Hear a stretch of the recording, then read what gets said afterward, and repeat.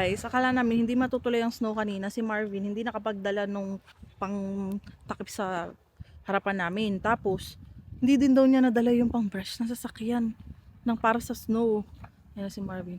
Kaya ayan, ewan ko anong ginawa niya. Kinuskus-kuskus niya siguro. Ay, baka nang hiram yan kanina siguro. Ayan o. Madulas. Ayan. Paano ka nakapagtanggal ng snow sa harapan? Ano ko, brush. Yung ano, kailangan may katas. Brush? Kaninong Plastic. brush? Yan, naka-gloves ako, tapos may plastic. Ganun ako. Kanina? Alam mo, basta ka na kanina bago mo ko akyatin? Wala yung puti-puti, no? Wala, no? Oo. Steam lang. Steam lang. Ni-steam niya kasi nagkaroon ng puti-puti dito sa loob ng sasakyan. Dadaan muna tayo nag-shoppers. Ito ba? Tingnan mo ito. Wala na rin mga puti-puti. Steam lang pala katapat nun. Natanggal, natunaw. Buti na namin, nakubera namin ito. Oh. Lakas pa naman ng snow. Ay, ako nakatawag. Shoppers ha, baka malimutan bila tayong vitamins ko. Dito na tayo sa shoppers. Ayan. Ito ang kalsada ngayon. Walang ano. Yung tipong kanina, no be? Kahapon tunaw na ng ano. Walang-wala na talagang snow. Tapos ngayon, ng bonggang car wash. Putik na naman to. Parang next week ata mag-snow pa rin eh. Basa sapatos ko ah. Parang nag-winter boots ako eh. Titingin ako baka may naka-sale uli. Ha? Pagkain, hindi ko alam eh. Gutom na ako be. Dami kaming lulutuin sa bahay. Daming na grocery nung Sabado. Titingin tayo uli dito. Ano nga yung brand na tinitingnan ko dyan? Kasi baka may naka-sale na naman. Maunti-unti na namin yung iba. Yung cream. Ano ang naka-sale? Yung cream. Ito ba? Cream. Basta lang, ito cream. Anong cream yan? Ewan Diba ko. mahal yun? Ba't parang mura? Ewan. Ano nga yun? Stretch mark na. Uy, mura. Yan yung cream na ilalagay ko? Oh, Palmer's. 5.59. Pwede na yan. Ano yung expire to? Check mo sa ilalim. Ano yung expiration to? Ano ito na? Oh, wala. Ito. Ano nga ba yung cream na ginagamit? Ito cream. Ito cream. Ay, hindi pa. Ano ba to? Ayun yung cream. Ito yung cream. Iba Babe, to. Ito. face cream naman to. Itong gusto kong bilhin din eh, oil eh. Ano ba? Itong oil gusto ko rin bumili ng oil. Lahat sale no. Wait, check ko. Ito bebe, naka-sale din to. Ayan. Wala pa ba tayo? Wala tayong oil. Di ba ang binili natin ito? Saka ito? Yan yung binili natin no. Oo, oil. So, yung pang ganto-ganto sa hita. Oh? Wala talaga? Sure ka na? Bibili. Bata ka ba na ganyan ka? Baby oil. Oo. Oh. Eh di yan ang kay baby. Kasi ng bata. Yak, ano nang kinuha mo? Ako yung coconut oil yung sa akin. Sa kanya, Mustela. Siyempre. Nak, Ano nga yung sabi ko? naglutuan ng chicken yung sa akin. Kasi Mustela. Ayan. Nakasil. Kaya naman ito pagkain mo ha? Ano nga yung nakuha mo? Itong Butter cream no? ito, cream cheese. Lotion. Wala pa tayong Ano lotion. ba? Wala tayong lotion. Iyan na lang. Iyan lang kailangan kong bilhin. Ito? O, kompleta na tayo. Expiration mo ba? Isa na lang pala yan. Okay na. 2028. Okay na to. Talaga. Tara na. Save naman tayo. Okay na. Hindi lang bilhin chocolates. Ano yung dry wipes Bayaran mo daw? pa ba? Sabi nila yung ginagamit na Dry wipes? Huwag na muna, be. dry wipes daw. Wala pa rin. Ay bulak pala, bibili tayo ng bulak be. Sana na, wala pa naman. Sa Dalarama na lang, marami naman eh. Mas madami ba yun sa Walmart? Madami din sa Dalarama eh. Ayan no. Mas mura pa rin. Tsaka hindi naman sale pag nag-sale, bibili kita. Hanggang to malaki, yung pang Tsaka diet. meron ka pa naman. Oo nga. Bumili si Marvin kahapon sa ano eh, sa Dalarama. 178 isa nun. Dalarama, yung malaki yung binili mo, di ba? 178 times. Bibilin ko ay ice cream. Yung ano ko, vitamin. Sana naka-sale, bebe, no? Ay, ito, be. Naka-sale, be. Be, naka-sale. Ayan, naka-sale, oh. Sakto naman. Mahal pa na ito. Oo, dalawa kasi yan. Hanggang pag nanganak ba, inuman pa rin to? Sabi nga ay oo, kahit nakalalabas na si baby, may umiinom pa rin yan. Ewan ko kung i-stop ko ba yung vitamins. Si, sino nga ba nakasabi sa akin, kahit nakalabas na yung anak niya, iniinom pa rin daw niya yan eh. Yung Stacy kaya? Tatanungan ko. Si Stacy nga ata nagsabi sa akin eh. Ngayon pa rin. Iniinom pa rin niya, oo. Si ano? Anak pa more. Gusto mong dagdagan, di ba? Magkano? Naka 90 ano ka? $92. Oo.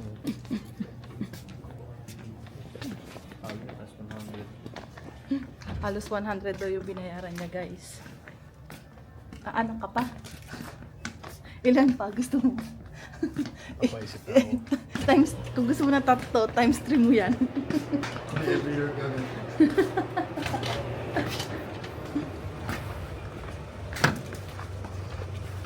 Nag-stop na ba snow? Nag-stop na ano? Oo. Stop ng snow. Araw pa mag-isang ulit. Hindi pa rin tapos. Puting-puti na naman ang downtown. Guys, nandito na tayo sa bahay. Tapos nilabas natin ang tilapia. Ayan. Tilapia tayo. Kasi nga daw, hindi na pwede mag-ano ngayon. Ano yun? Karne. Si Marvin nasa kwarto. Nagba-vacuum siya ngayon. Meron pa kayong brown rice? Meron pa ata akong brown rice kasi hindi na kami nakabili nung pumunta kami sa Walmart. Nalimutan. Vacuum siya sa kwarto kasi every week na siya nagva-vacuum sa kwarto siya dito kasi nga 'di ba naka-carpet nga kami. So ayan, puntahan muna natin siya doon. Tapos magtitiklop din si Marvin. Hindi ko naman siya matulungan kasi ayaw niya na masyado akong nakaupo na may ipit daw yung tiyan ko kasi ang laki-laki ng tiyan ko. Sabi nga niya sa akin nung nakaraan, humiga ako, yung tuwid na higa. Tapos sabi niya sa akin, "Yung laki na talaga ng tiyan mo." Sabi ko, "Oo, be, ako'y pa ano na, 8 months na." So ngayong week na to, 8 months na ako, guys. Tapos na naka 31 weeks na tayo. So 8 months. Tapos yung ibang mga gamit ni baby, ayusin ko, nilagay ko muna sa cabinet. Pero hindi ko pa siya nalalaban yung ibang mga damit doon, kaya nasa taas pa rin. Gusto na nga niyang maglaba, kaso nga inaabangan namin yung sale. So mag-try uli kami bumalik sa Walmart ngayong after 2 weeks siguro, or 3 weeks. Basta katapusan ng April, dapat lahat ng gamit ni baby nalabahan na, yung mga damit ni baby. Tapos yung mga dadalhin namin sa hospital, kailangan nakaayos na din para ready na. Kasi nga, first week ng May, 36 weeks na ako. 37 weeks. Basta pag 36 to 37, anytime daw pwede ng mga anak. So, dapat naka-ready na talaga, guys. Tapos, yung sasakyan, tatanggalin namin yung cover nun. Ang mangyari nga hindi na gagamitin ni Marvin yung sasakyan. Tapos, hindi na muna kami magpapasakay. Kasi nga, mas maganda daw na na malinis yung sasakyan namin paglabas ni baby kasi syempre newborn daw. Di bali ako lang siya kasi Marvin lang talaga dapat ang nasa loob ng sasakyan. Tapos may nakapag-advise na tanggalin namin yung pabango sa sasakyan namin kasi syempre sensitive nga daw ang newborn. Yan.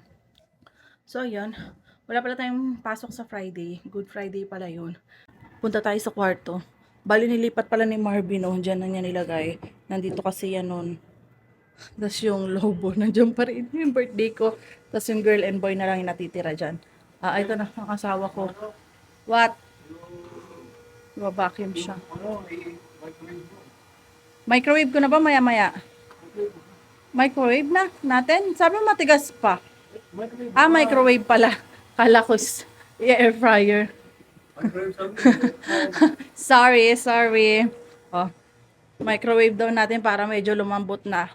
At malagay na natin sa air fryer. Kasi nagugutom na rin ako. Ayan, no. Ako ito ilalagay. So, ito na, guys. Ilagay na natin.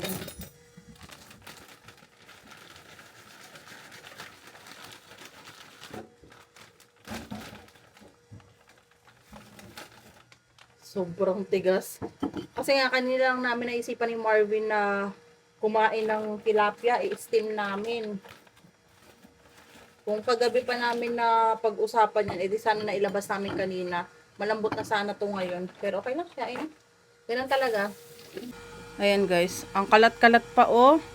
Bali ito, galing din to kay Ate Jinky. Yung panglagay nga sa ano, car seat. Kasi nga pag newborn daw, maganda may ganto.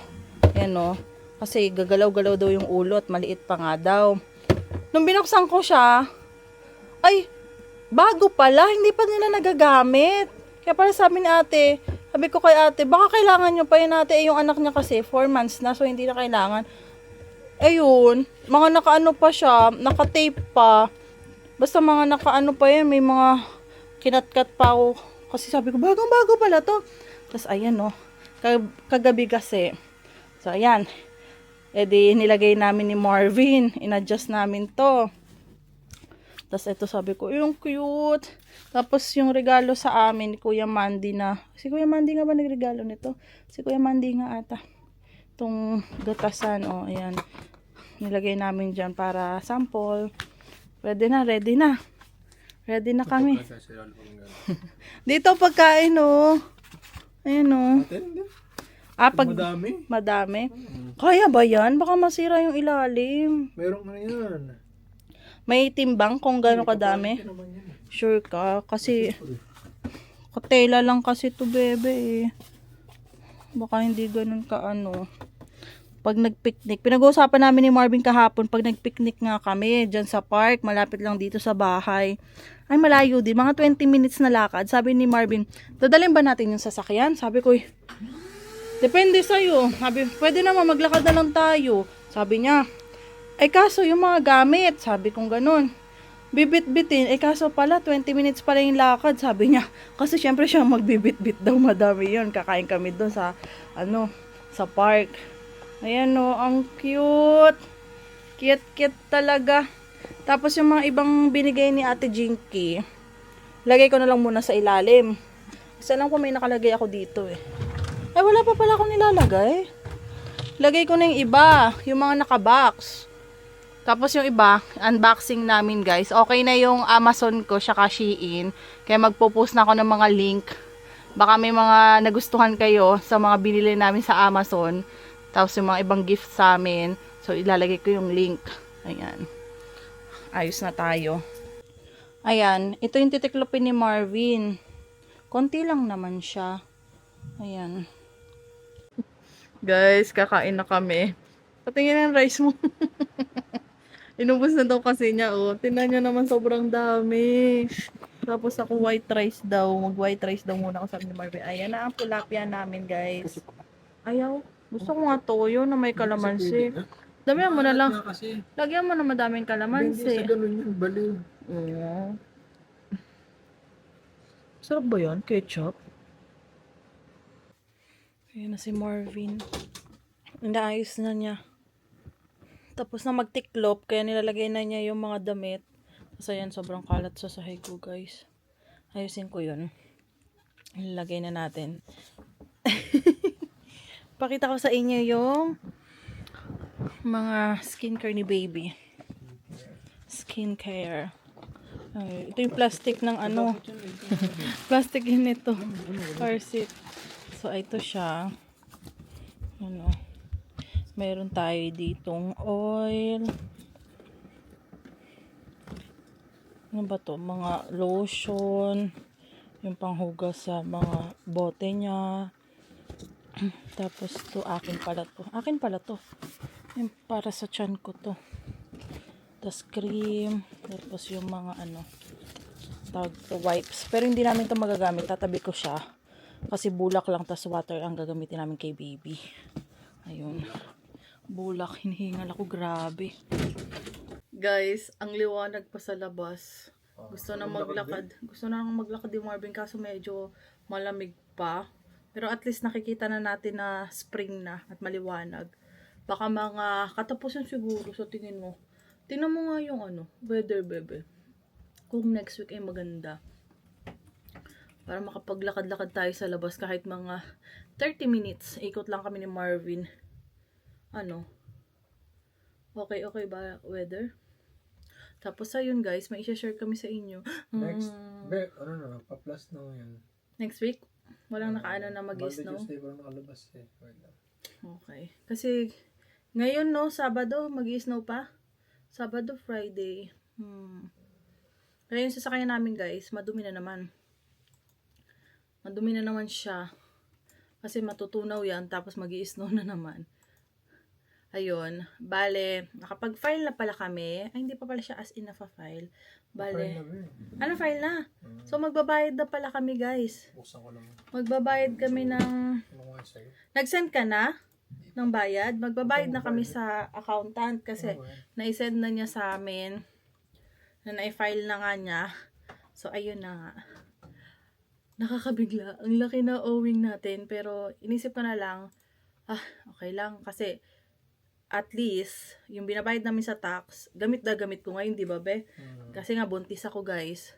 So, monthly may check-up ako. Libre yon. Di ako magbabayad siya kapag nanganak ako, di ba?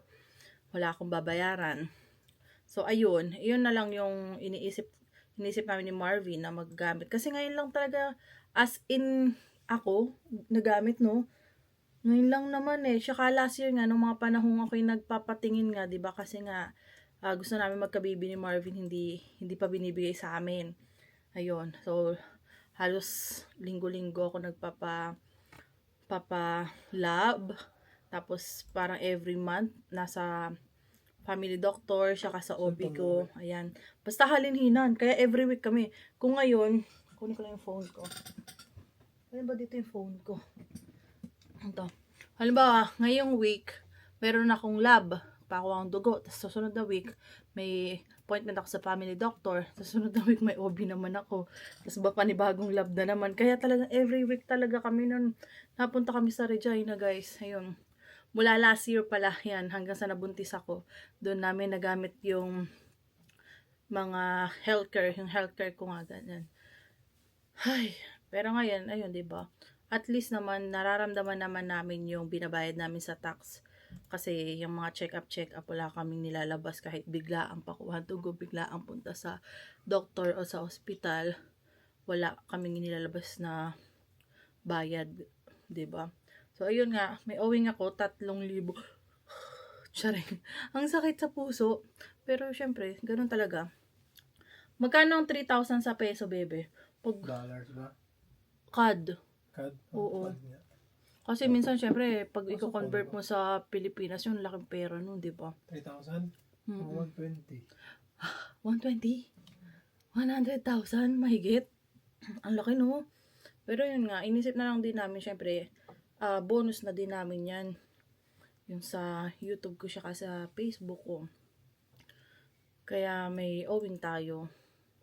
Tapos kay Marvin, update na lang namin kayo sa susunod kung magkano yung kanya. Kung may owing ba siya or wala. Tsaka ako na nag-chika. Kasi kailangan pa naman i-confirm kung ano ba talaga, ganyan. Yun. Kasi yung aking talaga, ang dami ko kasing, syempre, madami akong extra. Kaya, dapat kasi, di ba be, si Marvin na lang magpa-file noon. Tapos magpapaturo na lang sana kami doon sa manager namin. Kaso nga, meron kaming dineclare dito. Ay, hindi daw kasi alam ni Ate Ma kung paano yung sa ganun. Yung kaya, ang alam daw niya yung mga pang-personal nga kung sakaling sa work lang namin, T4 lang yung kailangan. So, madali daw i-file yun. Yung pag may mga YouTube, Facebook, ganyan, hindi daw ni Ate maalam. Kaya yun, naghanap nga kami ng mag-aasikaso ng namin para sa tax namin, guys. So, ayun. Okay naman.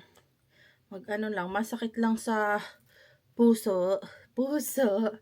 Kasi laki. Kasi syempre pag magbabayad, 'di ba?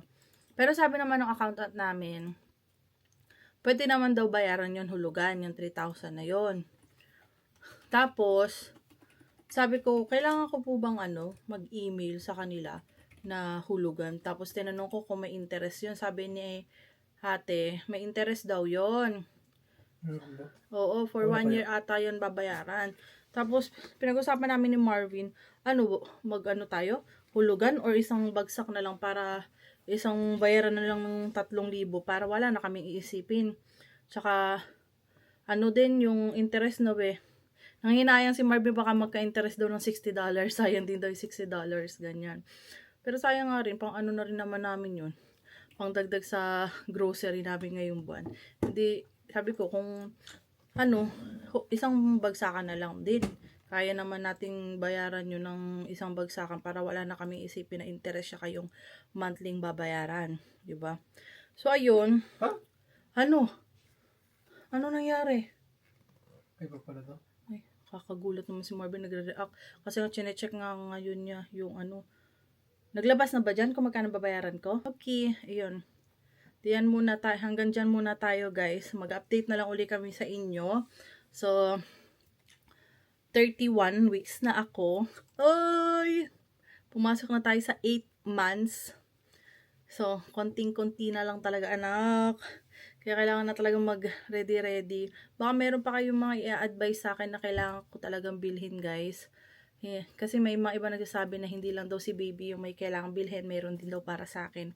Kasi pagka-anak ko, syempre, yung mga diaper, mga ganyan. Saka, may mga sinabi sila yung mga bra, tsaka yung mga panty na parang mga high waist na panty para daw pa kumano yung chan ko ganyan.